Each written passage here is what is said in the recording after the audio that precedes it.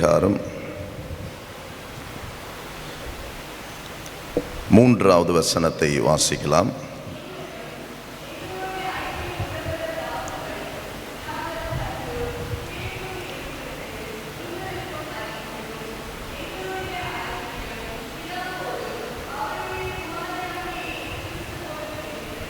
அல்லேலூயா, அல்லேலூயா.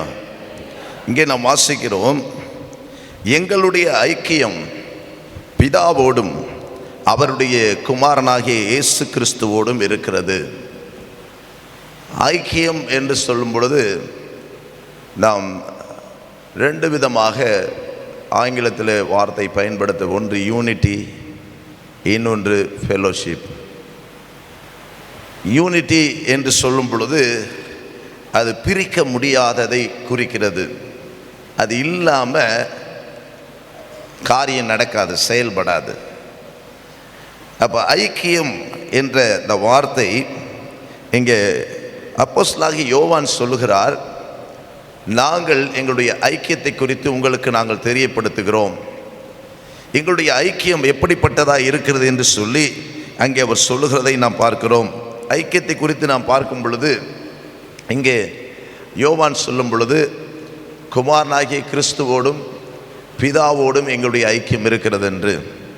இதற்கு அடுத்ததாக நாம் பார்க்க வேண்டும் என்று சொன்னால், திருச்சபை குறித்தும் நாம் வேதத்திலே பார்க்கிறோம். நம்முடைய ஐக்கியம் திருச்சபையோடு கூட காணப்பட வேண்டும்.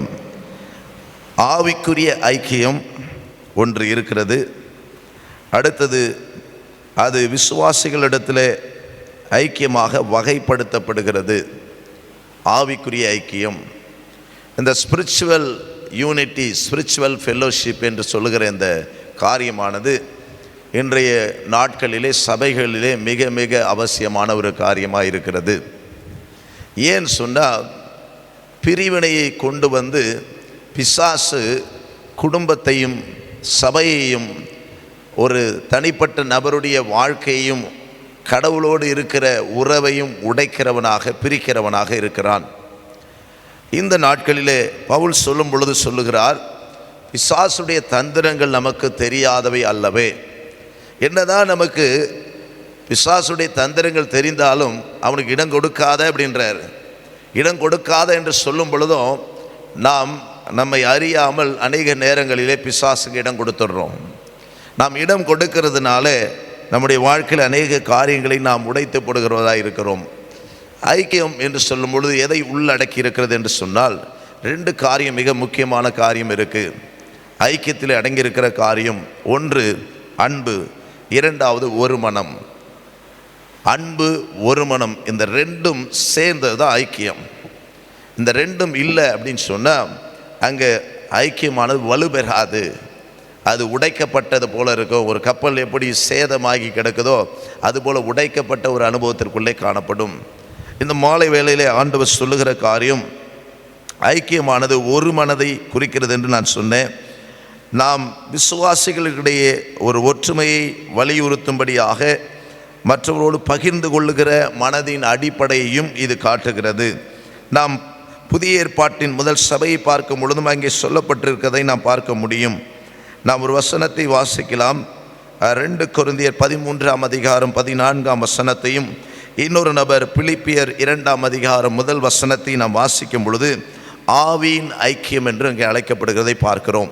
நான் தான் சொன்னேன், ஆவிக்குரிய ஐக்கியம், ஸ்பிரிச்சுவல் ஃபெலோஷிப், ஸ்பிரிச்சுவல் யூனிட்டியை குறித்து நான் உங்களுக்கு சொல்லி கொண்டிருக்கிறேன். அங்கே வசனம் என்ன சொல்லுகிறது? 2 கொரிந்தியர் 13:14 பரிசுத்த ஆவியினுடைய ஐக்கியம், the fellowship of the Holy Spirit, பரிசுத்த ஆவியின் ஐக்கியம். இந்த நாட்களிலே பரிசுத்த ஆவியானவர் ஊற்றப்பட்டு இருக்கிறார். அவரோடு நாம் ஐக்கியமாக இருக்கிறோமா? நீ பார்த்தீங்கன்னா ஞானஸ்தானம் எடுக்கும்போது ஞானஸ்தான வகுப்பில் இருக்கிறவர்களுக்கு அபிஷேகத்தை பெற்றுக்கொள்ளணும்னு ஜெபம் பண்ணுறோம். அவங்களை எப்படியாவது ஆவிக்குரிய அபிஷேகத்தை பெற்றுக்கொள்ளணும்னு நாங்கள் பிரயாசப்படுகிறோம். காரணம் என்ன? இந்த நாட்களில் நமக்கு ஐக்கியம் பரிசுத்த ஆவியானவரோடு அதிகமாய் தேவைப்படுகிறது. அவர் நம்மை சகல சத்தியத்துக்குள்ள நடத்துவார். அவர் நம்மை நடத்தி செல்கிறார். ஏனென்றால் ஆண்டவராக இயேசு கிறிஸ்து போய் அவரை நமக்காக அனுப்பியிருக்கிறார். அப்போ அந்த ஆவியானுடைய ஆளுகை, இந்த ஆவியானவருக்குள்ளாக நாம் எப்பொழுதும் ஒன்றிணைவது என்பது நம் வாழ்க்கையில் மிக மிக முக்கியமான காரியமாக இருக்கிறது. இந்த வசனம் என்ன சொல்லுகிறது? பரிசுத்த ஆவியானுடைய ஐக்கியம், the fellowship of the Holy Spirit நம் வாழ்க்கையில் மிக மிக முக்கியமான ஒரு காரியமாக இருக்கிறது. பிலிப்பியர் 2:1 என்ன வாசிக்கிறோம்?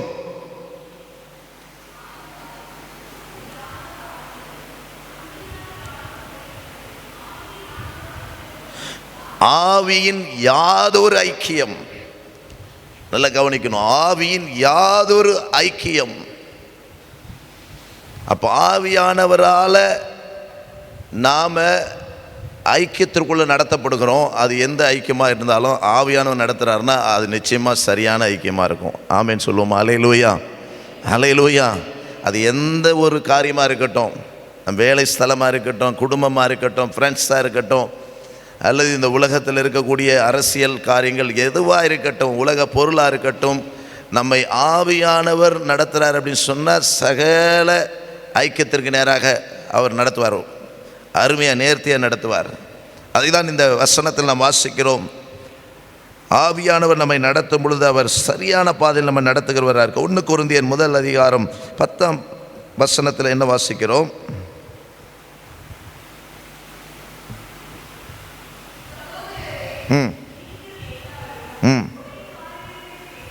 ஒரே காரியத்தை கேட்கவும் பேசவும்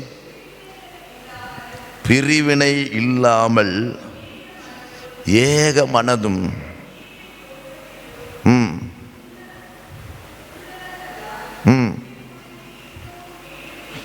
ஏக மனது, ஒரே எண்ணம், ஒரே சிந்தை, இந்த யூனிட்டி, இந்த ஃபெல்லோஷிப், இந்த ஐக்கியமானது நம்ம வாழ்க்கையில் மிக மிக முக்கியமாக இருக்கிறது. பவுல் சொல்கிறார், நீங்கள் பேசணும்னு நான் விரும்புகிறேன், நீங்கள் இப்படி இருக்கணும்னு நான் விரும்புகிறேன். அந்த கொரிந்திய நிருபத்தை நான் பார்க்கும்பொழுது விக்கிரக ஆராதனை நிறைந்த ஒரு பட்டணம் கொரிந்து பட்டணம். அந்த பட்டணத்தில் இருக்கக்கூடியவர்களுக்கு தான் அவர் எழுதுகிறாரு. முதல் நிருபத்தை எழுதும் பொழுதே அங்கே சொல்கிறாரு, நீங்கள் ஒரு மனதாக இருக்கணும். ஆவியானவருடைய அந்த ஐக்கியத்தோடு இருக்கிற நாம் அந்த ஒரே சிந்தை, பிரிவு இல்லாமல், பிரிவுகள் இல்லாமல், பிரிவினை இல்லாமல் இருக்கணும். வேத வசனம் சொல்லுகிறது, நான் சமீபத்தில் கிளாஸ் எடுக்கும்போது சொன்னேன், ஞானஸ்தானம்னா என்ன அப்படின்னு சொல்லும் பொழுது கிறிஸ்துவை தரித்து கொள்ளுகிற அனுபவம் தான் ஞானஸ்தானம். அல்லேலூயா. இன்னொன்று கிறிஸ்துவோடு கூட மரிக்கிற அனுபவம் தான் ஞானஸ்தானம். அல்லேலூயா. ஞானஸ்தானத்தில் அடக்கம் பண்ணப்படுறோம், கிறிஸ்துவை தரித்து கொள்ளுகிறோம். ஞானஸ்தானத்தினாலே கிறிஸ்துவை நீங்கள் தரித்து கொள்ளுகிறீர்களே அப்படின்னு வசனம் சொல்லுது. அப்போ ஆண்டவர், இங்கே நல்லா கவனிங்க, இந்த வசனம் என்ன சொல்லுகிறது? பிரிவினை இல்லாமல் நம்ம எல்லாரும் ஒரே ட்ரெஸ்ஸை போடுறோம் அப்படின்னா அது யூனிட்டியை காட்டுது. சில சபைகளில் வெறும் ஒயிட் ட்ரெஸ் போட்டுட்டு வராங்க எல்லாருமே. நம்ம ஸ்கூல்லையும் எதுக்கு யூனிஃபார்ம் கொடுக்குறாங்க அப்படின்னா யூனிட்டியை காட்டுவது, ஒற்றுமையை காட்டுவதற்கு, அதில் வேற்றுமை இல்லாதபடி நடப்பதற்கு. ஆதி திருச்சபை அதை தான் செய்தது. பிரியமானவர்களே, நம் ஆதி திருச்சபை அதை தான் செய்தது என்று நாம் பார்க்க முடியும். நீங்கள் நாம் வாசித்த வேத பகுதி எடுத்துக்கொள்ளும் பொழுது இப்போ நாம் அது பகுதிக்கு வருவோம். 1 யோவான் 1:3 அங்கே இந்த வார்த்தையை சொல்லிட்டு வரும் பொழுது அங்கே சொல்கிறாரு, இருளை குறித்து அங்கே சொல்கிறாரு. இருளை குறித்தும் வெளிச்சத்தை குறித்தும் பாவத்தை குறித்தும் சொல்லுகிறதே நான் பார்க்க வாசித்த வசனங்களில். அந்த வசனத்தை வாசிக்கலாமா?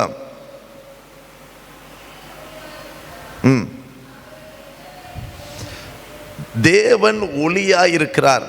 நல்லா கவனிங்க, எங்கள் ஐக்கியம் பிதாவோடும் குமாரனாகி கிறிஸ்துவோடு இருக்குன்னு சொல்கிறாரு. அப்படின்னா பிதாவில் எவ்வளோ வேணும் இருள் இல்லை வசனம் சொல்லுது. அப்புறம் அவரோடு நாம் ஐக்கியம் கொள்வோம் என்று சொன்னால் இருளுக்குரிய காரியம் நம்ம வாழ்க்கையில் வருவதற்கு வாய்ப்பில்லை. அப்போ அங்கே வசனத்தை நாம் வாசிக்கிறோம், அந்த ஐக்கியம் என்று சொல்லும் பொழுது வெளிச்சத்தோடு நாம் ஐக்கியம் கொள்ளுகிறவர்களாக இருக்கிறோம். அல்லேலூயா. அப்படின்னா வெளிச்சம் என்று சொல்லும் பொழுது வெளிச்சத்தில் அந்தகார கிரியைகள் செய்ய மாட்டாங்க, அந்தகார கிரியைகள் செயல்படாது. வெளிச்சத்தில் தீமையான காரியங்களை தவறு செய்கிறவன் செய்ய மாட்டான், இருட்டை தேடி போவான். அப்போ இந்த ஐக்கியம் என்று சொல்லும், இந்த யூனிட்டி என்று சொல்லும் பொழுது நாம் அவரோடு, இந்த வசனம் சொல்ல அவரோடு நாங்கள் ஐக்கியப்படும் பொழுது, நாங்கள் ஐக்கியத்தோடு இருக்கிறோம் அப்படின்னு சொல்லும்போது அங்கே சொல்கிறாரு இருளுக்குரிய காரியத்தை குறித்து அங்கே எடுத்து சொல்கிறார். வாசிங்க மறுபடியும். அவரில் எவ்வளவேனும் இருள் இல்லை. ஆமேன், அல்லேலூயா. முதல்ல ஆரம்பத்தில் சொல்கிறாரு எங்கள் ஐக்கியம் அவரோட இருக்குன்னு. அடுத்து சொல்கிறாரு அவர்கிட்ட இருள் கிடையாது, அவர்கிட்ட இருள் இல்லை. 2 கொரிந்தியர் 6:14 என்ன வாசிக்கிறோம்?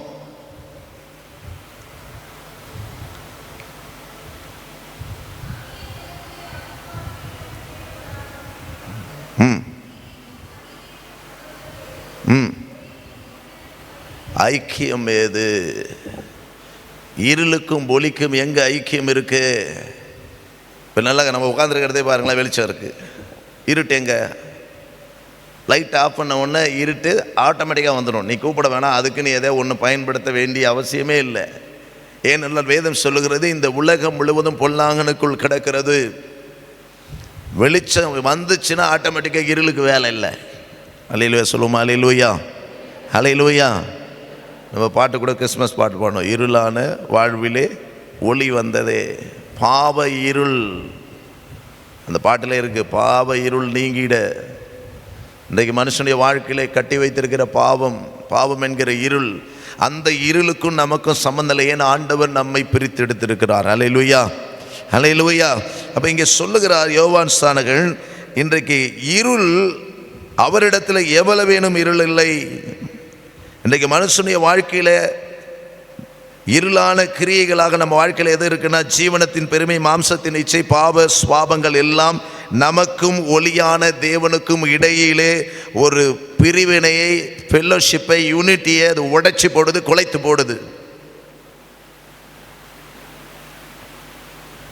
குலைத்து போடுகிறது. ஐக்கியத்தில் அவரோடு கூட இல்லாதபடிக்கு இன்றைக்கு நாம் சொல்லிக்கிறோம். நிறைய பேர் நான் அவரோட தான் இருக்கிறேன், ஆண்டவருடைய பிள்ளையாக இருக்கிறேன்னு சொல்கிறோம். ஆனால் அதே நேரத்தில் உலகத்தோடு, உலக காரியங்களிலே நாம் என்ன பண்ணுறோன்னா, வெளிப்படையாக அல்லது ரகசியமான பாவ காரியத்தில் ஈடுபடுறோம், ரெட்டை வேஷம் போடுறோம். இல்லை பாஸ்டர் அப்படிலாம் யாருமே சொல்ல முடியாது. ஏதோ ஒரு சின்ன சின்ன விஷயத்தில் கூட நாம் என்ன பண்ணுறோம், டபுள் கேம் ஆடுறோம். பார்ஷியாலிட்டி, ஒரு சிலருக்கு ஒரு மாதிரி நம்ம நடக்கிறோம், ஒரு சிலருக்கு வேறு மாதிரி நடக்கிறோம். எல்லாமே அப்படி தான். இப்போ இங்கே நம்ம பார்க்குறோம், இரட்டை வேஷமான காரியம் நமக்கு இருக்குது. இது ஆண்டவருக்கு பிரியமான காரியம் இல்லை. அப்போ தேவனோட உண்மையாக நாம் எப்படி ஐக்கியமாக வாழணும் அப்படின்னு சொல்லும் பொழுது, ஒளியின் பிள்ளைகளாக தேவனுக்கு சாட்சியாக வெளியரங்கமான ஒரு வாழ்க்கை நாம் வாழணும். அப்போ ஆண்டவருடைய வசனம் சொல்லுகிறது, 1 யோவான்ல வாசிக்கும் பொழுது, ஒருத்தன் நான் வெளிச்சத்தில் தான் இருக்கிறேன்னு சொல்லிட்டு இருளிலே வாழ்கிறானா. யார் அப்படின்னு சொல்லி யோவான் அதை பற்றி சொல்கிறாரு. நான் என் சகோதரனோட நான் ஐக்கியமாக இருக்கிறேன் அப்படின்னு சொல்லிட்டு, ஆனால் ஐக்கியம் இல்லாமல் இருக்கிற அவனை பற்றி வேதம் சொல்லுகிறது, அவனை பகைச்சிக்கிட்டு இருக்கிற அவன் இன்னும் அவன் இருளில் தான் இருக்கிறான், வெளிச்சத்தில் வரலன்றார். அல்லேலூயா. பகை, நம்ம உள்ளத்தில் பகை, அடுத்தவனை வெறுக்கிற வெறுப்பு, இதெல்லாம் இருளுக்குரிய காரியம். இன்னும் இருட்டில் தான் உட்காந்துட்ருக்கோம். ஆனால் நம்ம சொல்லிக்குவோம், பந்தாவாக சொல்லிக்குவோம், நான் கோயிலுக்கு போனேன், ஜெபம் பண்ணேன், எல்லாம் பண்ணேன், ஆனால் உள்ளே வச்சுட்டே இருக்கிறோம். அல்லேலூயா, அல்லேலூயா. ஜெப குழுக்கள் ஃபார்ம் பண்ணப்பட்டிருக்கிறது, ஜெபிக்கணும். அந்த ஐக்கியத்தினுடைய காரியத்தில் அதுவும் ஒரு பகுதியாக வருது. ப்ரேயர், ஜெபம், ஜெப ஐக்கியம்.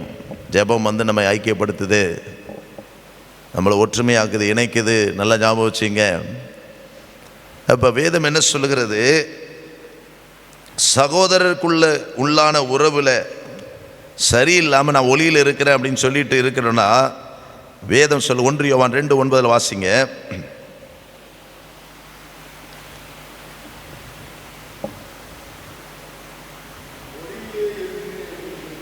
ஒளியிலே இருக்கிறேன் என்று சொல்லியும் தன் சகோதரனை பகைக்கிறவன் இதுவரைக்கும் ஸ்டில் இதுவரைக்கும் இருள் இருக்கான். ஆனால் என்ன பண்ணுறான், நான் ஒளியில் இருக்கிறேன்னு சொல்கிறான். வாய் சொல்லுது நான் நல்லா இருக்கிறேன்.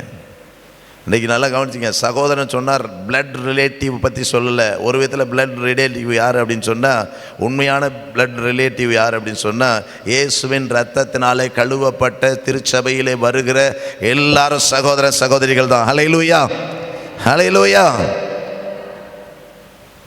இயேசுவின் இரத்தத்தினால கழுவப்பட்டிருக்கிறோம். அவருடைய இரத்தம் நம்மை யூனிட்டி ஆக்கிறது, ஒரே சரீரமாக மாற்றிருக்கு. அப்படிப்பட்ட நமக்குள்ள நான் ஐக்கியமாக தான் இருக்கேன். சிலர் சொல்லுவாங்க, அவங்களா பேசினா நான் பேசுவேன், மற்றபடி நானாக போய் வழியே போக மாட்டேன். நல்லா கவனிங்க. இந்த யூனிட்டி என்கிற இந்த ஐக்கியம், இன்றைக்கு மனுஷன் என்ன நினைக்கிறான், இந்த உலகத்தில் மனுஷன் நமக்கு முக்கிய கடவுளோட ஐக்கியமாக இருந்தால் போதும் அப்படின்னு நினைக்கிறான். ஆனால் ஆண்டவர் சொல்கிறாரு, இன்னும் நீங்கள் அதே 1 யோவானில் வாசிக்கும் போது தெளிவாக சொல்கிறாரு, நீ ஏமாத்துக்காரனாக இருக்குன்றாரு.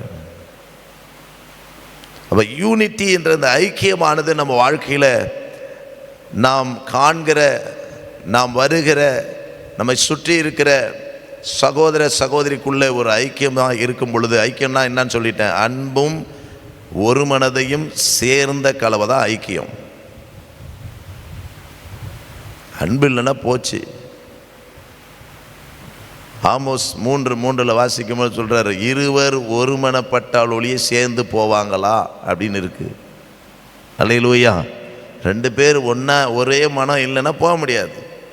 அது எங்கே வேணாலும் எக்ஸ் இடமா இருக்கட்டும், அது எங்கே வேணாலும் போட்டோம். சில பேர் போகிறாங்க இல்லையா. அல்லேலூயா, அல்லேலூயா. நல்லதுக்கும் கெட்டதுக்கும் 2 பேருக்குள்ள அந்த ஒரு மனம். அப்போ ஒரு மனம் ஐக்கியத்தின் ஒரு பகுதி. இன்னொன்று அன்பு. இது 2 இருக்குது. அன்பு இல்லை அப்படின்னு சொல்லும் போது தான் அங்கே விரோதம், பகை எல்லாம் இருக்குது. மனசில் அப்படியே கர்வம் வச்சிட்டு இருக்கிறோம். அப்போ ஆண்டவர் வசனத்தை கவனிங்க. ஒருவன் நான் ஐக்கியமாக இருக்கிறேன் அப்படின்னு சொல்லிட்டு தன் சகோதரனை பகைக்கிறான் அப்படின்னா, இன்னும் அவன் இருளில் தான் இருக்கிறான். ஃபேக்ட், உண்மை அதுதான். ஆனால் வாயில் பொய்யா சொல்லிக்கிட்டு திரிகிறான். ஹல்லேலூயா, ஹல்லேலூயா, ஹல்லேலூயா. அப்போ இருளுக்குள்ளே இருக்கிறவனுக்கு எல்லாமே வரும், எல்லாம் அவனை தேடி வரும். என்னதான் வருது, என்னதான் போகுதுன்னே தெரியாது. அவன் வாழ்க்கையில் என்னதான் நடக்குதுன்னே தெரியாது. திடீர்னு எதோ நடக்கும். இருட்டில் ஒருத்தன் படுத்து கிடக்கிறான்னா என்ன பூச்சி வந்து கடிக்குது, என்ன மேலே ஏறி போகுதுன்னு ஒரு மண்ணும் தெரியாது, மண்ணாங்கட்டியும்.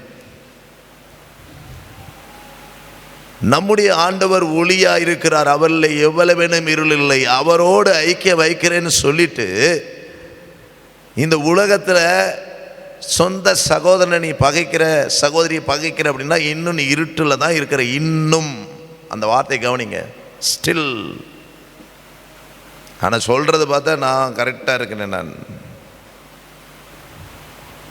ஹல்லேலூயா, ஹல்லேலூயா. அப்போ ஐக்கியம் என்று சொல்லும்போது நான் இன்றைக்கு முன்னுரை தான் சொல்லிக்கிட்டு இருக்கிறேன். இன்னும் பிரசங்கத்துக்குள்ளே போகலை, இன்னும் இன்ட்ரடக்ஷன் தான் கொடுத்துட்ருக்கிறேன். அப்போ ஐக்கியம் என்று சொல்லும் பொழுது இன்றைக்கு ஒரு குருடான ஒரு வாழ்க்கையை வாழ்ந்துக்கிட்டு இன்றைக்கு அவன் முன்னே இருக்கிறது என்னன்னே தெரியாமல் அவன் காணப்படுவான்னு சொன்னால் அவன் வாழ்க்கையில் ஒன்றையும் செய்ய முடியாது. 1 யோவான் 1:7 என்ன வாசிக்கிறோம்? முதல் பகுதி என்ன சொல்லுது? அவர் ஒளியில் இருக்கிறது போல நாமும் ஒளியிலே நடந்தால். ஆமென், அல்லேலூயா. சொல்லுமா அல்லேலூயா, அல்லேலூயா. உனக்குள்ளே ஐக்கியம் வரணும்னா நீ ஒளியில் நடக்க ஆரம்பிக்கணும். நீ இருட்டை விட்டு வெளியே வரணும். சொல்லுவாங்க உலகத்தில் சில பேர் கிண்டல் அடி, இருட்டில் பிடிச்ச கோழிக்கட்டை மாதிரி இருக்கேன்னு. அல்லேலூயா. இருட்டை விட்டு வெளியே வரணும். வந்தால் தான் நீ ஒளியில் நடக்கும்போது தான் உனக்குள்ள ஐக்கியம் ஏற்படும், யூனிட்டியே வரும். இருட்டை விட்டு வெளியே வா. அல்லேலூயா, ஹல்லேலூயா. அதான் மனசு ஒன்று சொல்லுது, வாய் ஒன்று பேசுது. இதுதான் டபுள் கேம். உள்ளத்தில் ஒன்று வச்சுக்கிட்டு பைபிளில் சொல்லுது வஞ்சனையாக ஒருத்தவன் பார்க்க வந்தால் வஞ்சனையாக வரான். பைபிளில் இருக்குது. என்கிட்ட பேசும்போது வஞ்சனையாக வரான், பேசுகிறத ஒன்றை பேசிட்டு உள்ளே ஒன்று வச்சுன்னு போகிறான். இது வாழ்க்கை இல்லை.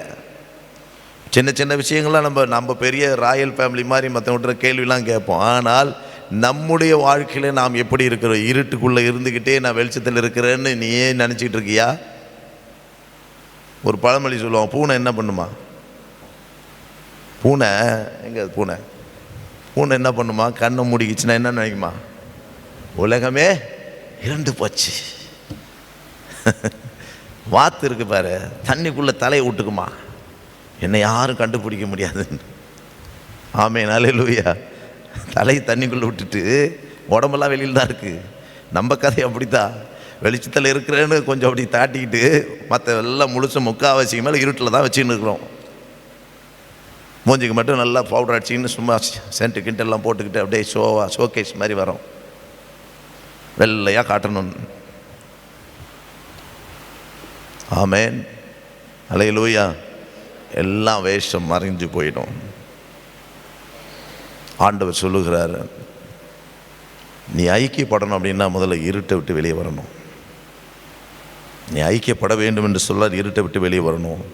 அந்த ஐக்கியத்தில் சொல்லப்பட்டிருக்க ரெண்டு சாராம்சம் உன் வாழ்க்கையில் இருக்கணும். ஒன்று ஒரு மனம், ஒன்று இன்னொன்று அன்பு. இந்த ரெண்டும் இருக்கணும். இந்த ரெண்டும் இருக்கணும். இந்த ரெண்டும் இல்லை அப்படின்னு சொன்னால் அங்கே ஃபெலோஷிப் யூனிட்டி இல்லை. அந்த யூனிட்டி உன் வாழ்க்கையில் இருக்கணும் அப்படின்னா இருள் உன்னை விட்டு எல்லாத்தையும் அகற்றணும். நீ அகற்றினா தான் அந்த அன்பும் உனக்குள்ள அந்த ஒரு மனமும் வரும். இன்னும் இருட்டுக்குள்ளேயே இருந்துட்டு இருந்தேன்னா ஒன்று நீ பார்க்க முடியாது, சாதிக்க முடியாது. மற்றவர்களோடு நாம் இருக்க வேண்டிய ஐக்கியத்தை குறித்து பார்க்க அந்த வசனத்தை மறுபடியும் வாசிக்கலாம். 1:3, 1 யோவான் 1:3.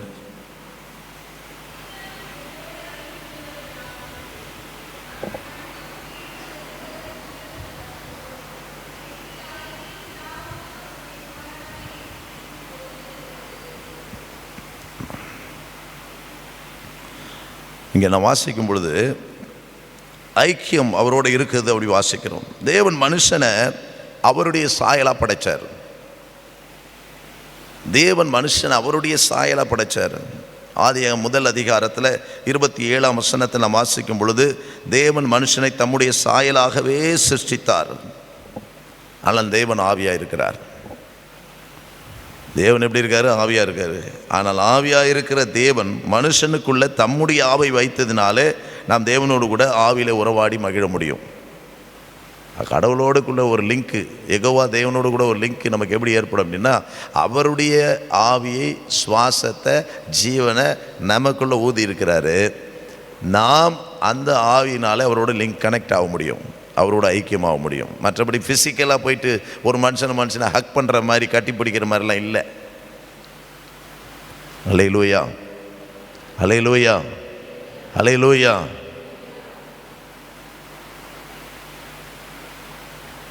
நான் சமீபத்தில் கிளாஸ்லையும் சொல்லிகிட்டு இருந்தேன், ட்ரினிட்டியை பற்றி சொல்லும் பொழுது தேவன் ஆவியாக இருக்கிறார். ஆவியாக இருக்கிறார் யெகோவா தேவன். யோவான் 14 இயேசு சொல்கிறார், நான் ஒன்றையும் சொந்தமாக பேசலை, அவர் சொல்கிறது அப்படியே பேசுகிறேன்னு. அடுத்து பரிசுத்த ஆவியானவர் அனுப்புகிறார். பரிசுத்த ஆவியானவர் எனக்கு பதிலாக வருவார். அவர் சுயமாக ஒன்றும் பேச மாட்டார்.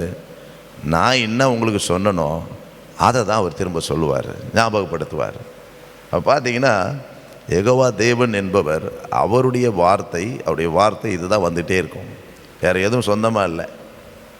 அப்போ அவருடைய அந்த ஆவி நம்ம என்ன பண்ணுது, அவரோட லிங்க் பண்ணுது, கனெக்ட் பண்ணுது. ஆண்டவர் ஏன்னா அவரை போல நம்மை படைத்திருக்கிறார். கொஞ்சம் நல்லா சிந்திச்சு பாருங்க. நம்முடைய மனசில் நம்ம அறியாமலேயே நம்ம கடவுளோடு எப்படியாவது நல்லா இருக்கணும்ப்பா, ஒரு ஐக்கியமாக ஆகணும் அப்படின்ற எண்ணம் வரும். அப்பப்போ பிளிங்க் ஆகிட்டு போவோம். கண்டினியூவாக இல்லைனாலும் அப்படியே டியூப்லைட்டு, இந்த பீஸ் போகிற டியூப்லைட் அஞ்சு எரிகிற மாதிரி எப்போனாவது ஒரு ஞாபகம் வரும் நமக்கும். ஏன் தெரியுமா? ஏன்னா அவரை போல படைச்சிருக்கிறார். நம்ம அவருடைய ஜீவனை நமக்கு கொடுத்துருக்கிறார். அதனால் நம்மோடு கூட நம்முடைய உள்ளம், நமக்குள்ள இருக்க ஆத்மா அவரோடு கனெக்டாக இயங்குகிறது. அல்லேலூயா. இன்னைக்கு என்ன பாட்டு பாடணும்? ஒரு பாட்டு பாடணுமே.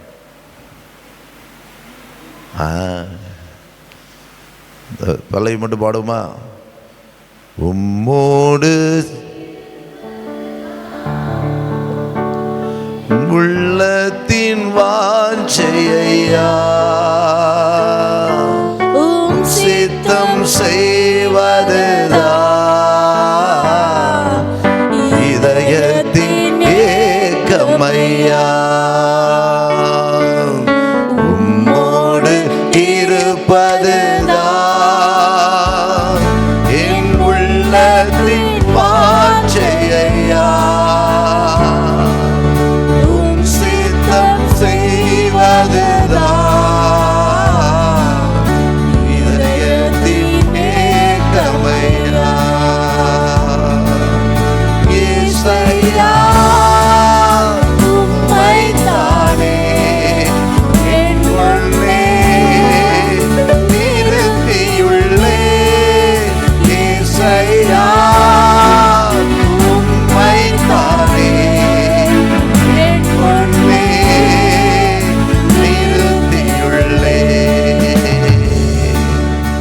சங்கீதக்காரன் சொல்றான், கர்த்தர் எனக்கு முன்பாக நான் நிறுத்தி வைத்திருக்கிறேன், நான் அசைக்கப்படுவதில்லை.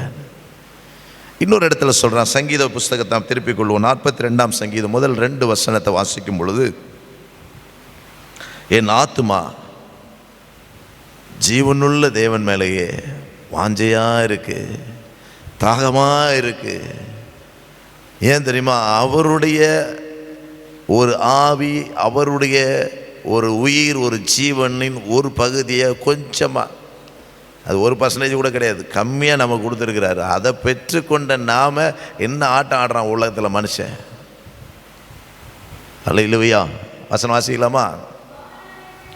மானானது நீரோடையை வாஞ்சித்து கதறுவது போல, தேவனே என் ஆத்துமாவுமே வாஞ்சித்து கதறுகிறது. என் ஆத்துமா தேவன் மேல், ஜீவனுள்ள தேவன் மேல, ஏதோ ஒரு தேவன், உயிரோடு இருக்கிற தேவன், நம்முடைய தேவன், நாம் ஆராதிக்கிற தேவன், உயிருள்ள தேவன். அல்லேலூயா சொல்லுவோம். அல்லேலூயா, அல்லேலூயா. அவர் உயிரோடு இருக்கிற தேவன் மேலேயே என் ஆத்மா வாஞ்சியா இருக்கு, தாகமா இருக்கு, ஐக்கியம் கொள்ள விரும்புகிறது என்று சொல்லி நாம் பார்க்கிறோம். தேவனோடு நாம் ஆவியிலே நாம் ஐக்கியம் கொள்ள இயங்குகிறோம். ஏன்னா வசனத்தை நாம் படிக்கும் பொழுது, யோவான் சுவிசேஷ புத்தகம் 4ஆம் அதிகாரம் 24ஆம் வசனத்தில் வாசிக்கும் பொழுது, தேவன் எப்படி இருக்காரு? தேவன் ஆவியாய் இருக்கிறார். அவரை தொழுது கொள்ளுகிறவர்கள் ஆவியோடும் உண்மையோடும் அவரை தொழுது கொள்ள வேண்டும். உலகத்திலே பாவம் பிரவேசித்தது, மனுஷனுடைய இருதயம் கரைப்பட்டிருக்கிறபடியினாலே நமக்கு ஆவிக்குரிய ஐக்கியமானது தடைப்பட்டு போச்சு. இப்போ நம்மளாம் இன்டர்நெட்டை யூஸ் பண்ணுறோம். வீட்டில் ஒரு சில வீட்டில் வைஃபை கனெக்ட் வச்சுருக்கோம், மொபைல்லையே நம்ம நெட்வொர்க் யூஸ் பண்ணுறோம். டவரில் ஏதாவது ஒரு ப்ராப்ளம் ஆயிடுச்சு, அல்லது நம்முடைய ரிசீவ் பண்ணுறதுல ஏதாவது ஒரு ப்ராப்ளம் ஆயிடுச்சுன்னா அந்த லிங்க்கு கட் ஆகிடும். வைஃபை வச்சுருக்க ரோட்டில் வரக்கூடிய அந்த ஃபைபர் கேபிள் ஏதாவது கட் பண்ணிட்டான், அவனை அறுத்துட்டான் அப்படின்னு சொன்னால், வீட்டில் பார்த்தீங்கன்னா அந்த லைட்டில் 2 லைட்டில் ஒரு லைட்டு ரெட்டாக மாறிடும். ரெட்டு எரிஞ்சு எரிஞ்சு எரிஞ்சு அணைஞ்சிக்கிட்டே இருக்கும். அது என்ன ஆகிடுச்சு? தொடர்பு கட் ஆகிடுச்சு. அப்போ ஆண்டவரோடு இருக்கிற அந்த ஐக்கியம், தேவன் ஆவியாக இருக்கிறார், அவர் நமக்கு கொடுத்துருக்கிற அந்த ஆவி அவரோடு இணைய விரும்புகிறது. என்னதான் நம்ம சொல்கிற மாதிரி பைபிளோ அல்லது ஆண்டவருடைய வாசனையே இல்லாமல் ஒதுங்கி போய் வாழ்ந்தால் கூட, நமக்குள்ளே இருக்க, நான் சொன்னது போல் லைட் அணைஞ்சு ஏறிய போல் எப்போனா அது ஆண்டவரை நம்ம தேடணும், ஆண்டவரோட சேரணும், எப்படியாவது போய் ஜெபத்தில் கலந்துக்கணும் என்ற எண்ணம் வருஷம் ஃபுல்லாக இல்லைனாலும் என்னைக்காவது ஒரு நாள் உன்னோட்ட பேசிக்கிட்டே இருக்கும். ஏன்னா அவருடைய ப்ராடக்ட் தான் நீங்களும் நானும். ஆமென். அல்லேலூயா சொல்லுமா? அல்லேலூயா. அவரால் படைக்கப்பட்ட ப்ராடக்ட். அவரை போல பண்ணியிருக்கிறார் நம்மளை. நமக்குள்ளே இருக்கக்கூடியது சோர்ஸ் அவர் கொடுத்தது, அந்த உயிர் அவர் கொடுத்தது, அது அவரோட கனெக்ட் ஆக துடிக்குது. ஐக்கியத்தை குறித்து தான் பார்க்கிறோம். 1 யோவான் வாசித்த 1ஆம் அதிகாரம் 6ஆம் வசனத்தில் என்ன வாசிக்கிறோம்?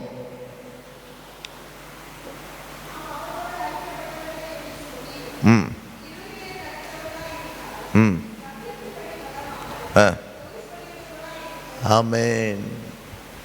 பொய், சின்ன பொய், பெரிய பொய், நல்ல பொய், கெட்ட பொய். சொல்கிறாங்க நல்லதுக்கு தான் பொய் சொன்னேன், நல்ல பொய்யா. அடுத்தவனுக்கு எடுக்கிறதுக்கு சொன்னால் அது கெட்ட பொய். சின்னதாக பொய் சொன்னேன், அது இப்படி ஆகும் நான் நினச்சே பார்க்கல. பொய். அதே யோவான் சொல்லும்போது சொல்கிறாரு, பொய்க்கு ஒருத்தவன் பிதா இருக்கான். நீ பொய் பேசுனா நீ அவனுக்கு பிள்ளை. மலையாளத்தில் சாத்தாண்ட குட்டி.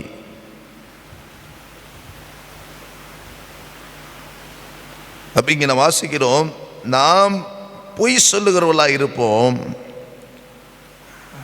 சத்தியம் நமக்குள்ளே இருக்காது. சத்தியம் நமக்குள்ளே இருக்காது. ஆண்டவர் நல்லா ஞாபகம் வச்சுங்க, நம்மை அவர் இன்னும் நேசிக்கிறதுனால தான் இன்னும் நம்ம உயிரோடு இருக்கிறோம். அவரோட நம்ம கனெக்ட் ஆக மாட்டோம். அவரோட கனெக்ட் ஆக மாட்டோம். உதாரணத்துக்கு புரிகிற மாதிரி சொல்கிறேனே, இந்த காற்றுல நிறைய ஃப்ரீக்வன்சி இருக்குது. எல்லாம் ஃப்ரீக்வன்சின்னா ரேடியோ அலைகள். இந்த அலைகள் வேவ்ஸ் நம்ம கண்ணுக்கு தெரியல. ஆண்டவருடைய அந்த ஃப்ரீக்வன்சியில் நம்ம லிங்க் ஆகி இருக்கணும்னு ஆண்டவர் விரும்புகிறார். ஆனால் நம்ம வேறு நம்பரில் கனெக்ட் ஆகிட்டே போகிறோம். ஏப்பம் ரேடியோ எடுத்துங்களேன், நிறைய இருக்குது. கொஞ்சம் தள்ளினீங்கன்னா அடுத்தது, கொஞ்சம் தள்ளினீங்கன்னா அடுத்தது. அதுபோல் நிறைய இருக்குது இங்கே உலகத்தில் நம்மளை திசை திருப்பக்கூடிய காரியங்கள். ஆனால் நீங்கள் நானும் கனெக்ட் ஆக வேண்டிய அந்த ஒரு ஃப்ரீக்வன்சியில் நம்ம டியூன் பண்ணும் பொழுது, நம்ம டியூனாக இருக்கும் பொழுது தான் சரியான ஒரு இணைப்பு கிடைக்கும். அப்போ டியூன் எங்கே நடக்கணும்? நமக்குள்ளே நடக்கணும் அந்த டியூன். ஆமென். அல்லேலூயா. ஏன்னா அவர் நம்மளோட தொடர்பு கொள்ள அவர் ரெடியாக இருக்கார். நாம் தான் அந்த ஃப்ரீக்வன்சிக்குள்ளே வராமல் வேறு எதுலேயோ டியூன் பண்ணி லிங்க் ஆகியிருக்கிறோம். அல்லேலூயா. புரியுதா நான் சொல்கிறது? அல்லேலூயா. அப்போ நாம் அதை சரி செய்யும் பொழுது தான், அதுதான் வசனம் சொல்லுகிறது, பகையோடு இருந்துக்கிட்டு நான் ஆண்டவரோட ஐக்கியமாக இருக்கேன்னு சொன்னால் அவர் சொல்கிறாரு, நீ ஐக்கியமாக இல்லை, நீ இருட்டுக்குள்ளே கிடக்கிறடா, நீ வெளிச்சத்தில் இல்லைடான்றாரு. இப்போ வாசிச்ச 6ஆம் வசனத்தில் பொய் சொல்கிற, நீ பொய் சொல்கிற.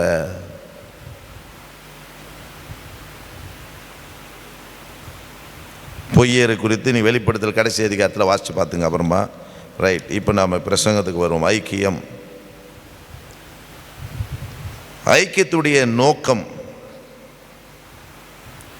ஏன் ஐக்கியத்தை ஆண்டவர் விரும்புகிறார், எதிர்பார்க்கிறார்? இந்த கிறிஸ்தவர்களாக இருக்கிற ஒவ்வொருவருக்குள்ளும் ஒரு ஐக்கியம் மிகவும் இன்றியமையாதாக இருக்குது. ஏன் அப்படின்னு சொன்னால், இந்த ஐக்கியத்தினால விசுவாசியை கர்த்தர் என்ன பண்ணுறாரு? உற்சாகப்படுத்துகிறாரு. காரணம் என்னென்னா, கிறிஸ்துவுக்குள்ளே வளருவதற்கு. அப்போ ஐக்கியத்தினுடைய நோக்கம் என்ன அப்படின்னு சொன்னால், முதலாவது கவனிங்க, கிறிஸ்துவுக்குள்ளே நீங்களும் நானும் வளருவதற்கு இந்த ஐக்கியம் மிக மிக மிக முக்கியமாக இருக்கிறது. 1 வசனத்தை வாசிக்கலாம். இப்போ ரோமர் 1 அதிகாரம் 10ஆம் வசனம் 11ஆம் வசனம்.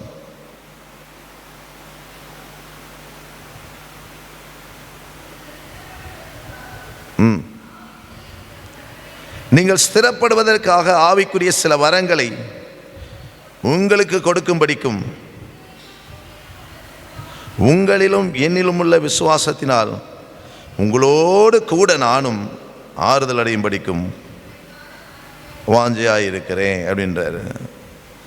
அப்போ ஒருத்தர் அங்கே நாம் பார்க்குறோம், விசுவாசியை உற்சாகப்படுத்துவதற்காக, கிறிஸ்துவின் வளர்ச்சியை பெறுவதற்காக ஐக்கியத்தின் நோக்கம் அதுதான். உங்களை அவர் சொல்கிறாரு, உங்களால் ஆறுதல் அடையணும், உங்களை நான் பார்க்கறதுக்கு வாஞ்சியாக இருக்கிறேன்.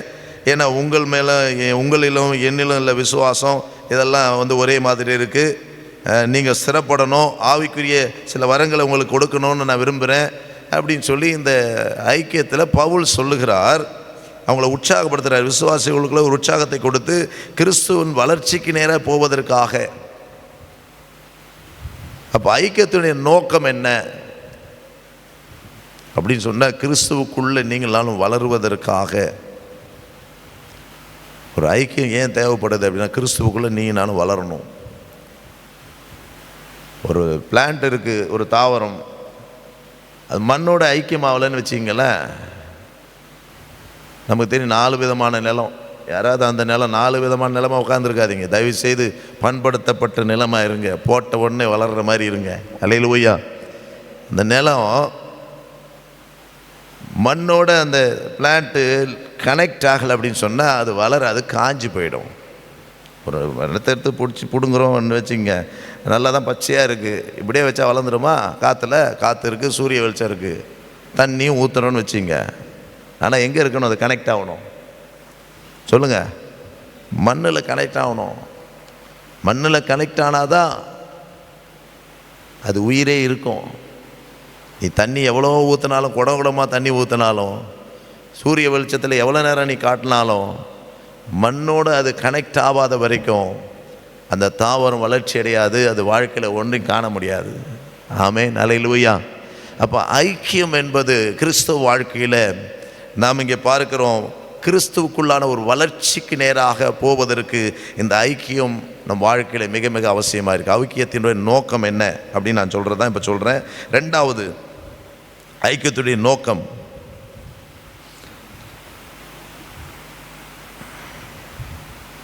யோவான் 17ஆம் அதிகாரம் 22-23ஆம் வசனம்.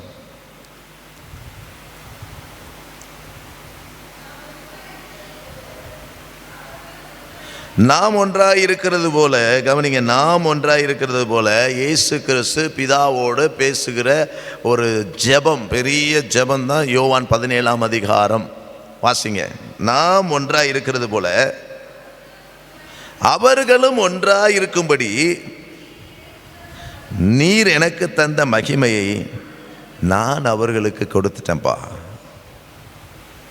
அடுத்து சொல்றாரு, ஒருமைப்பாட்டில் அவர்கள் தேறினவர்களாக இருக்கும்படிக்கும். நீ ஒருமைப்பாட்டில் அப்படின்னா ஒரு மனதில் நீ பாஸ் ஆகணும், தேர்ச்சி அடையணும். ஒரு பாட்டு பாடுறோம், ஒரு மனம் ஒற்றுமை ஏக சிந்தை.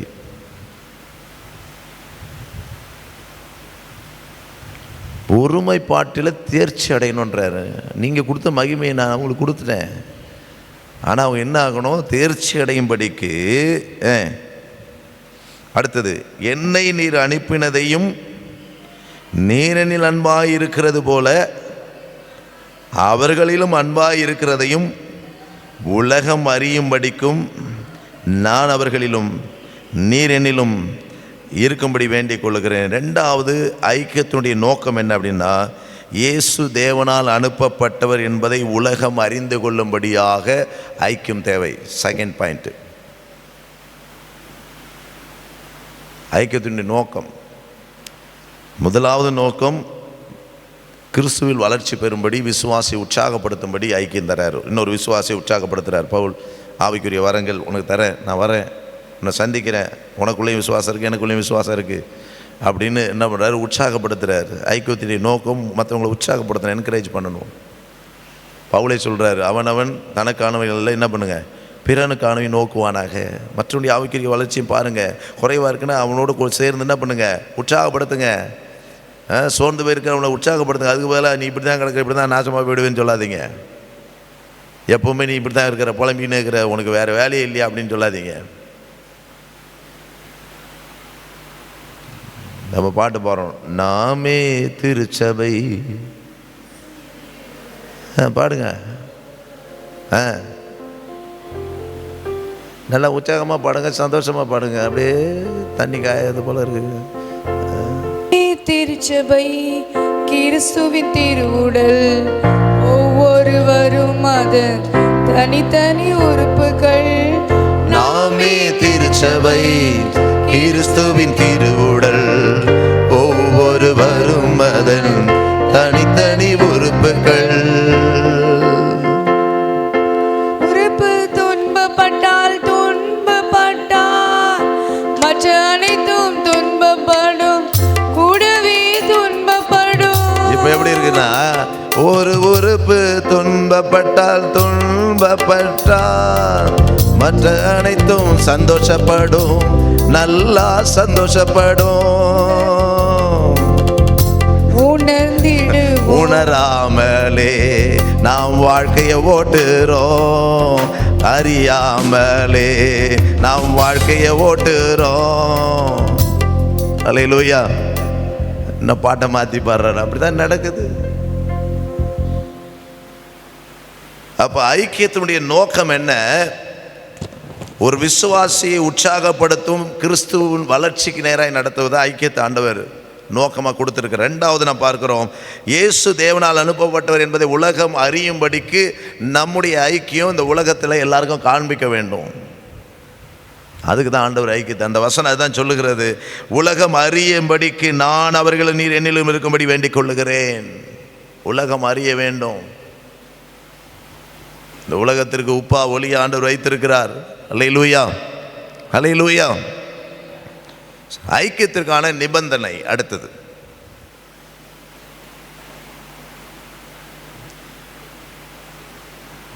ஐக்கியத்திற்கான நிபந்தனை, ரூல் என்ன?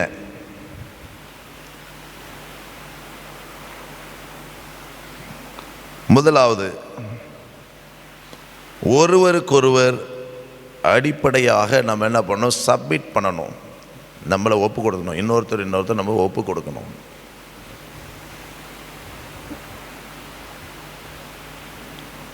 பொதுவாக எப்படி சப்மிட் பண்ணுவாங்க அப்படின்னா, அதுவும் இந்த வாலிபர்கள், ஒரு வாலிப பொண்ணு வாலிப பையனும் ஒரு அக்ரிமெண்ட் ஒப்பு கொடுத்துருவாங்க. அப்படி இல்லை, இது மாம்சத்தில் எடுக்கப்படுகிற காரியம் இல்லை. வசனம் வாசிக்கலாம், ரோமர் 12:10 வாசிக்கலாம்.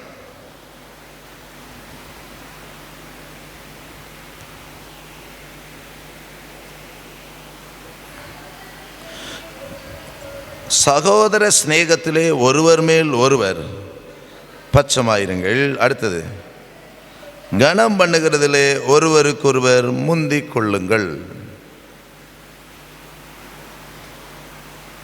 ஒருவருக்கொருவர் அடிப்படையான ஒப்படைப்பு. அப்படின்னா நாம் பெரியவன் நீ பெரியவன் என்னல்ல, எல்லாம் சமம். இந்த நிபந்தனை, ஐக்கியத்திற்குரிய நிபந்தனை இது இருக்கணும். எல்லாம் சமம். சகோதர சிநேகத்திலே ஒருவர் மேல் ஒருவர் பட்சமாயிருங்கள். இப்போ நீங்கள் வாசிக்கும் போது சகோதரி சிநேகத்தில் அப்படி வாசிக்கலாம். சகோதரி சிநேகத்தில் ஒருவர் மேல் ஒருவர் பட்சமாயிருங்கள். அடிப்படையான நம்பிக்கை இல்லை அப்படின்னா ஐக்கியம் இருக்காது. நம்ம ஒருத்தர் கனம் பண்ணணும்னு பைபிள் சொல்லுது, நம்ம கனம் பண்ணுறது இல்லை. இப்போலாம் கனம் பண்ணுறது பார்த்திங்கன்னா ஊழியக்காரருக்கு எப்படி பண்ணுறாங்கன்னா, ஒரு காலத்தில் நல்லா இப்படியும் 2 கையெடுத்து சோத்திரம் பண்ணவங்க கூட இப்போ வந்து இப்படி இல்லைண்ணே, இப்படி குனியறது கூட இல்லை, இப்படி மாரில் அடிச்சுக்கிறான் பாரு, அப்படி தான் இருக்குது. ஓங்கி அடிக்காமல் இப்படி அடிச்சுக்கிறான் மாரில். பரவாயில்ல, அப்படியாவது பரவாயில்ல, நான் பாவி ஆண்டவரே நம்ம வாசப்பல் நின்று அடித்தான் பார் ஒருத்தவன். அதுபோல் நீங்கள் அப்பப்போ மாரில் அடிச்சுக்கிறீங்க, சந்தோஷம். ஆனால் இதை யோசிங்க, நான் பாவின்னு. கனம் பண்ணுகிறதுலே அந்த வசனத்தில் தான் வருது. சகோதர சிநேகத்தில் ஒருவர் மேல் ஒருவர் பட்சமாயிருங்கள். ரெண்டாவது சொல்கிறாரு, கனம் பண்ணுகிறதில் ஒருவருக்கு ஒருவர் முந்தி கொள்ளுங்கள். இந்த அடிப்படையான நம்பிக்கை இல்லை அப்படின்னா ஐக்கியம் இருக்காது. ஒப்படைக்கிற அந்த அளவு பொறுத்து தான் ஐக்கியத்தின் நெருக்கம் மாறும். நீங்கள் எந்த அளவுக்கு சப்மிட் பண்ணுறீங்களோ அந்த அளவுக்கு தான் அந்த ஃபெல்லோஷிப்பு நெருக்கமாகும், இல்லைன்னா தளர்ந்து போய் இருக்கும். ஹல்லேலூயா, ஹல்லேலூயா. அப்போ ஐக்கியத்தினுடைய நிபந்தனையில் நம்ம எந்த அளவுக்கு நம்மை ஈடுபடுத்தி கொள்கிறோம், அர்ப்பணிக்கிறோம், ஒப்படைக்கிறோமோ, ஒருத்தருக்கு ஒருத்தரில் நேசிப்பதில், ரெண்டாவது அங்கே சொல்லப்போ அதுதான் சொன்னேன். ஐக்கியத்தின் நான் சொன்னது 2 சாராம்சம் இருக்குது ஐக்கியத்தில். ஒன்று லவ், இன்னொன்று ஒரு மனம், ஏக சிந்தை. இது 2 சேர்ந்து தான் ஐக்கியம். அப்போ நிபந்தனையில் நீங்கள் பார்க்கும் பொழுது நாம் அப்படி நடக்கும் பொழுது தான் அந்த ஐக்கியத்தினுடைய நெருக்கம். எந்த அளவுக்கு நீங்கள் அடுத்தவங்களை கனம் பண்ணுறீங்களோ, எந்த அளவுக்கு அடுத்தவங்களை ரெஸ்பெக்ட் பண்ணுறீங்களோ, எந்த அளவுக்கு நீங்கள் ஒருவர் மேல் ஒருவர் பட்சமாக இருக்கிறீங்களோ, அந்த அளவுக்கு தான் உங்களுடைய ஐக்கியமானது வலுப்பெறும். அப்போ ஐக்கியத்தினுடைய நிபந்தனை நாம் ஒருவருக்கொருவர் அடிப்படையாக சப்மிட் பண்ணணும், நம்மளை அர்ப்பணிக்கணும், ஒப்பு கொடுக்கணும். ரெண்டாவது ஐக்கியத்தின் நிபந்தனை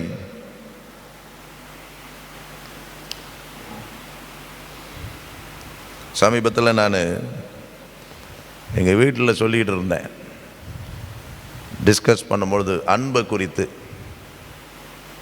கடவுளுடைய அன்பு வேறு, மனுஷனுடைய அன்பு வேறு அப்படின்னு சொல்லிட்டு நான் சொன்னேன், வேதம் என்ன சொல்லுது அப்படின்னா, அவரை போல மாறணும் அப்படின்னா அந்த அகாப்பே, அந்த லவ், அதாவது எந்த ஒரு பிரதிபலனும் எதிர்பாராமல் அன்பு கூறுறது தான் அகாப்பேன்னா.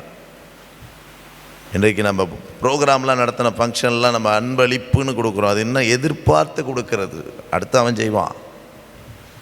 இது அகாப்பே லவ் இல்லை. அதை தான் ஒன்றியவாளியும் சொல்கிறாரு, ஒருவன் தன் சகோதரனுக்காக ஜீவனை கொடுக்கறதிலும் வேறு அன்பு ஒன்றும் கிடையாது. நீங்கள் நல்லா கவனிச்சுங்க, ஞாபகம் வச்சுங்க. உங்களுக்கு ஞாபகம் வைக்கிறபடி சொல்கிறேன். யோவான் 3:16 1 யோவான் 3:16 ஒரே காரியத்தை வலியுறுத்துகிறது. வாசிங்க பார்க்கலாம்.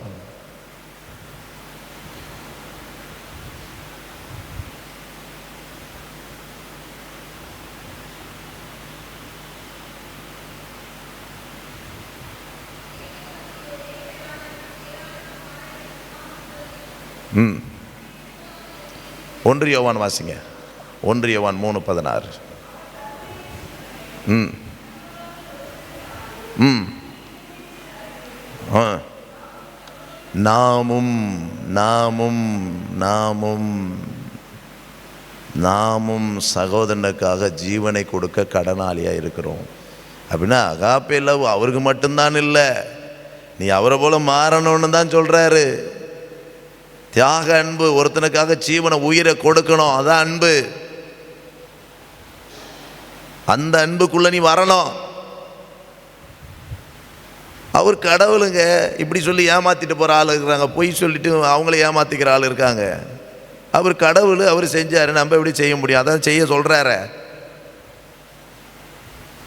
கடனாளியாக இருக்கிறீ, நீ கடங்காரனாக இருக்கிறிய. ஊரில் பணம் கடன் வாங்குகிற கடன் இல்லை, நீ ஆண்டவருக்கு கடங்காரனாக இருக்கிறோம். ஜீவனை கொடுக்கிற அன்பு, அந்த அளவு உயிரை கொடுக்கக்கூடிய அன்பு நாம் செலுத்த வேண்டும்.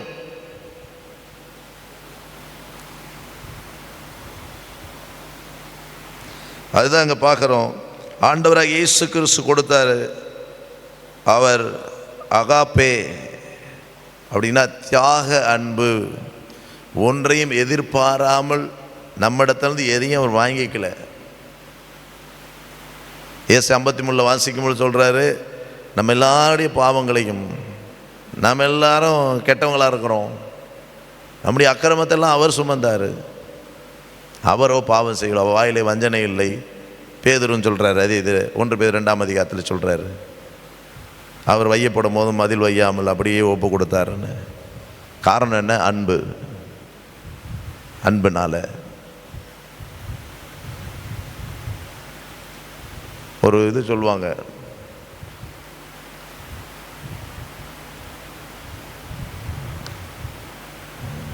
பொருள் இல்லாருக்கு உலகம் இல்லை, அருள் இல்லாதவருக்கு அந்த உலகம் இல்லை, அன்பில்லாதவருக்கு அந்த உலகம் இல்லை அப்படின்னு சொல்லலாம். யோவான் 13ஆம் அதிகாரம் 34ஆம் வசனம் படிக்கலாம். இயேசு இங்கே சொல்கிறார், டீச் பண்ணுறார் பாருங்க, கவனிங்க. நீங்கள் ஒருவரில் ஒருவர் அன்பாக இருங்க, நான் உங்களில் அன்பாக இருந்தேன்ல சொல்லிட்டு இந்த புது கட்டளையை நான் உங்களுக்கு என்ன பண்ணுறேன், கொடுக்குறேன். நான் அன்பாக இருந்தாலும் எப்படி இருந்தேன்? அவர் அன்புடைய எக்ஸ்ட்ரீம் எங்கே முடியுது? சிலுவையில் முடியுது.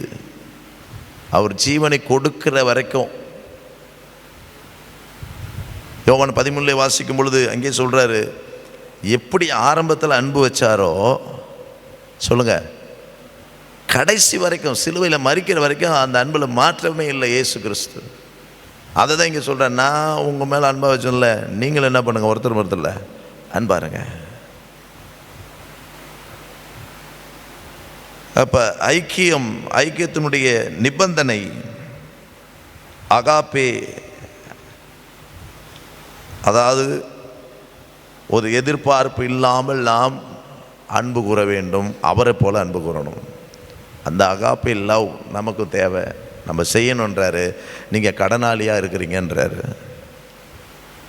நீங்கள் கடனாளியாக இருக்கிறீங்க. ரோமரில் நாம் வாசிக்கும் பொழுது அங்கே சொல்லப்பட்டிருக்கிறது, நல்லவனுக்காக ஒருத்தன் ஒரு வேளை மரிக்குவான், ஆனால் நீ நானும் பாவிகளாக இருக்க இயேசு கிறிஸ்து நமக்காக மரித்தார், அதனாலே அன்பு இன்னதென்று நாம் அறிஞ்சிருக்கிறோம். அப்போ இந்த ஐக்கியத்தினுடைய நோக்கத்தை பார்த்தோம். நிபந்தனைகள் ரெண்டாவது நாம் அகாப்பே லவ் கொள்ள வேண்டும். மூன்றாவதாக மெய்யான ஐக்கியமாக கிறிஸ்துவை மையமாக கொண்டதாக இருக்கணும். இயேசு கிறிஸ்துவை மையமாக கொண்டதாக இருக்கணும், வேறு எதற்கும் அது சம்பந்தப்படுத்தக்கூடாது. நம்ம வாசித்த வேத பகுதியில் இருக்குது. 1 யோவான் 1:3 நாம் வாசித்தோம். பிலிப்பியர் 2ஆம் அதிகாரம் 1-2 ஏற்கனவே நாம் வாசித்தோம். எங்களுடைய ஐக்கியம் சொல்லுகிறார், பிதாவோடும் அவருடைய குமாரனாக இயேசு கிறிஸ்துவோடும் இருக்கிறது. 4வது ஐக்கியத்தினுடைய நிபந்தனை என்ன அப்படின்னா, 4வது ஒளியில் நடக்கணும், வெளிச்சத்தில் நடக்கணும். நான் சில நேரத்தில் சொல்லியிருக்கிறேன், இப்போ கூட சரி, நான் நைட்டில் தூங்கும்போது லைட் போட்டு தான் தூங்குறேன், அதனால் நான் வெளிச்சத்தின் பிள்ளைன்னு சொல்ல முடியாது.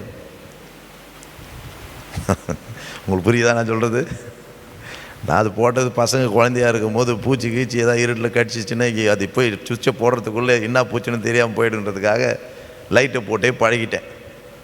நைட்டில் போட்டால் வெளிச்சம் சரியா இல்லைன்னு டியூப் லைட்டே போட்டு தூங்குறது. இப்போவும் நான் அப்படி தான் லைட்டு போட்டு தான் தூங்குறேன். பக்கத்தில் இருக்கிறவங்க கேட்பாங்க, நைட்டு ஃபுல்லாக அவர் மூச்சினே இருக்கிறார் பொழுது, அவர் தூங்க மாட்டார், என்ன பண்ணுறாரு, ஐடியில் வேலை செய்கிறாரான்னு கேட்குறாரு ஒருத்தர். அல்லேலூயா. பழகிடுச்சு, எங்கே போனாலும் சரி லைட் ஆஃப் பண்ணாதுன்னுவேன். ஆந்திரா போனாலும் சரி ஒரு லைட்டை போடு, கொஞ்சமாவது வெளிச்சம் இருக்கணும். சர்ச்சில் படுத்தாலும் சரி, லாட்ஜில் படுத்தாலும் சரி லைட்டை போட்டு தான் தூங்குறேன். அதனால் நான் வெளிச்சத்தின் பிள்ளை அல்ல. நல்லா ஞாபகம் வச்சுங்க. அப்போ ஐக்கியத்தினுடைய நிபந்தனையில் 4வதாக நாம் பார்க்கிறோம், ஒளியிலே நடக்க வேண்டும். நம்முடைய சொந்த பாவங்களை மற்றவர்களிடம் அறிக்கை செய்து அல்லது அன்போடு மற்றவர்கள் பாவங்களை மூடுதல், இந்த காரியம்லாம் நாம் அவரோடு ஐக்கியப்பட்டிருக்கோன்னு சொல்லி நம்ம இன்னும் இருளிலே நடந்துகிட்ருப்போம் அப்படின்னு சொன்னால் நம்ம போய் சொல்கிறோன்னு பைபிள் சொல்லுது. அதனால் அவர் ஒளியில் இருக்கிறது போல நாம் ஒளியிலே நடக்க வேண்டும். அப்போ இயேசு கிறிஸ்து இந்த உலகத்தில் வாழ்ந்தபோது அவர் ஒளியில் இருந்தார் அப்படி என்பதற்கு அடையாளமாக தான் அவர் என்ன பண்ணுறாரு, அடுத்தவங்களுடைய பாவங்களை எல்லாம் என்ன பண்ணுறாரு, சுட்டி காட்டலை, அதை மன்னிக்கிறாரு. அல்லேலூயா. இப்போ ஒளியில் நடக்கிறவன் இடறி விழமாட்டான். ஒளியில் நடக்கிறவன் இடறி விழமாட்டான். எங்கே பள்ளம் இருக்குது, எங்கே மேடு இருக்குது எல்லாம் தெரியும் அவனுக்கு. அப்போ ஒளியிலே நாம் நடக்க வேண்டும் என்பது அடுத்து நாம் பார்க்கிறோம் நிபந்தனையாக இருக்கிறது. ஐக்கியத்துடைய அடுத்தது நிபந்தனையானது 4வது ஒளியிலே நாம் நடக்க வேண்டும். மத்தேயு 18ஆம் அதிகாரம் 15ஆம் வசனத்தை நாம் பார்க்கும் பொழுது,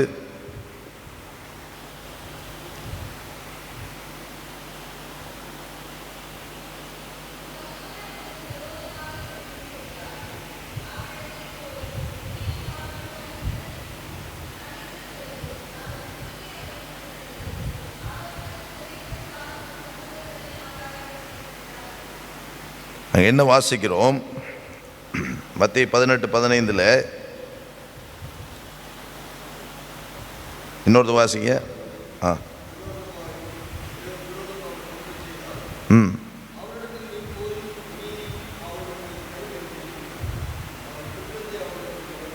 உணர்த்து. ஆமேன்.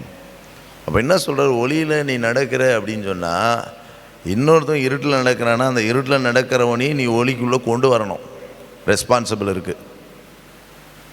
இயேசு நம்ம மேலே ரெஸ்பான்சிபிள் எடுக்கணும்னா நாமெல்லாம் எப்படியோ கடந்துருப்போம், கேடு கட்டு போய் கடந்திருப்போம்.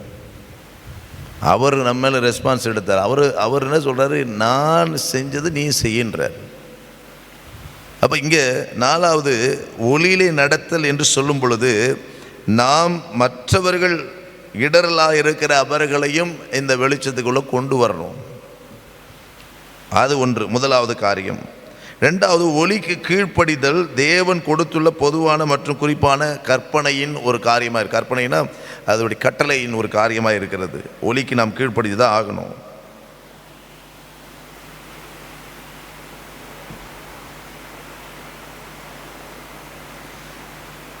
அப்போ ஒளியில் நடக்கிற நமக்கு பலவிதமான பிரச்சனைகள் வரும். உலகத்தில் நாம் வாழறோம்.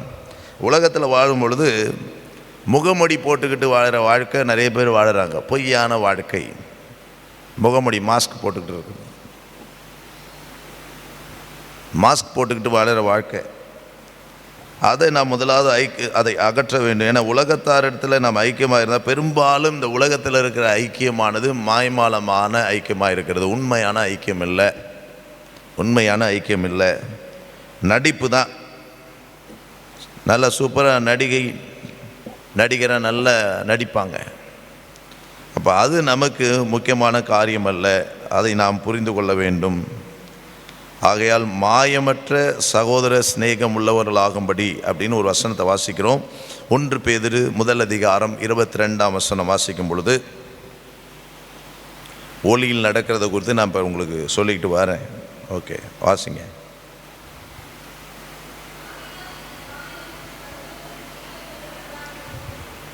ம் ம் சுத்த இருதயத்தோட ஒருவரில் ஒருவர் ஊக்கமாய் அன்பு கூறுங்கள். சுத்த இருதயத்தோட,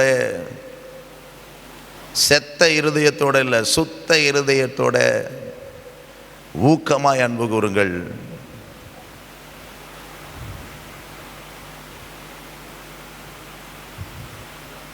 ஊக்கமாய் அன்பு கூறுங்கள். அடுத்து நாம் பார்க்குறோம், நம்ம நேரம் இல்லை, இன்னும் ஒரு 2 பாயிண்ட்டோட நாம் முடிக்க இருக்கிறேன். அடுத்து நாம் கடந்து சென்றால் நாளைக்கு நாம் தொடர்ந்து நாம் கடந்து செல்லுவோம் எப்பொழுதும். அடுத்தது நாம் பார்க்கிறோம் பிலிப்பியர் 2:3-4.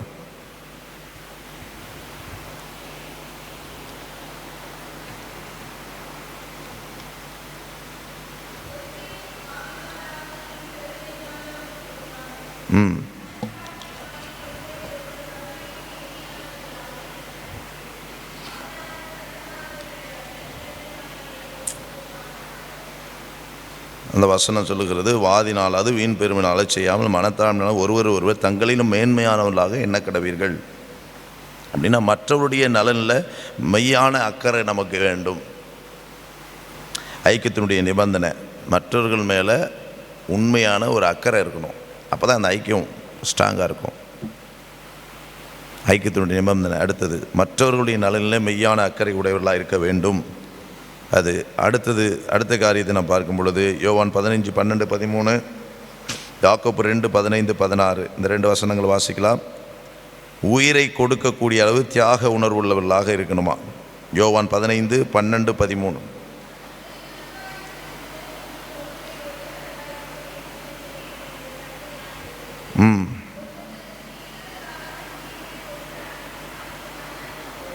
பாருங்க, யோவான்லேயே ஆண்டவர் சொல்லிட்டார், ஒருவன் தன் சிநேகிதனுக்காக தன் ஜீவனை கொடுக்கிற அன்பிலும் அதிகமான அன்பு ஒருவனிடத்திலும் இல்லை. யாக்கோபு 2:15-16.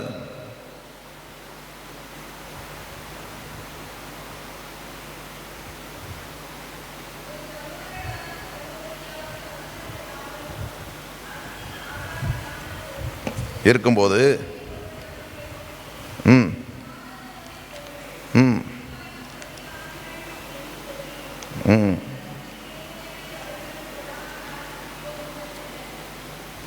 என்ன பிரயோஜனன்றார்.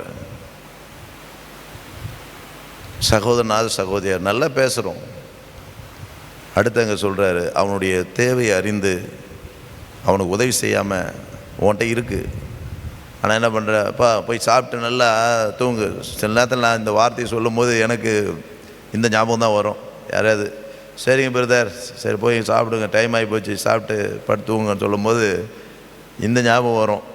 உதவின்னு ஒருத்தவன் கேட்டு வரும் பொழுது அவனுக்கு நீ செய்யாமல் எல்லாம் பேசிட்டு எப்படி இருக்குது, அப்படி ஆயிடுச்சா, அப்படி இருக்கா, சரி போய் சாப்பிட்டு போய் நல்லா சூடாக தண்ணி குடிங்க, சரியாயிடும். எனக்கு கூட தொண்டை பிரச்சனையாக இருந்தது. ஆனால் இங்கே வந்த பிறகு முதல்ல பாட்டு ஆரம்பிக்கும் போது கொஞ்சம் கஷ்டமாக இருந்தது. அல்லேலூயா. கர்த்தர் எல்லாத்தையும் சரி பண்ணிட்டார். ஆமென். அல்லேலூயா. இப்போ பார்த்தீங்கன்னா இங்கே இன்றைக்கு நான் பார்க்க ஐக்கியத்திற்கான நிபந்தனைகளில் கடைசியாக நான் பார்க்குற காரியம் என்ன அப்படின்னு சொல்லும் பொழுது, நம்மகிட்ட ஒருத்தன் வரான் அப்படின்னு சொன்னால் அந்த சகோதரனுக்கு ஒன்று இல்லைன்னா அவனை பார்த்து பரவாயில்ல போய் நீங்கள் நல்லா சாப்பிட்டுட்டு குளிர் காஞ்சி நல்லா தூங்குங்க அப்படின்னு சொல்லி வெறுங்கையை அனுப்புவதல்ல. இந்த ஐக்கியத்தில் அடுத்து நாம் பார்க்கிறோம், அவனுக்காக நாம் ஒன்றை செய்ய வேண்டும் என்று வேதம் நமக்கு சொல்லுகிறது. ஐக்கியத்தினுடைய நிபந்தனைகள் அது ரொம்ப முக்கியம். அப்போ தான் அந்த ஐக்கியம் வலுவாக இருக்கும். ஆமென். அல்லேலூயா. அல்லேலூயா. நாம் இப்பொழுது அப்படி இருக்கிற இடத்துல பைபிளெல்லாம் மூடி வைப்போம்.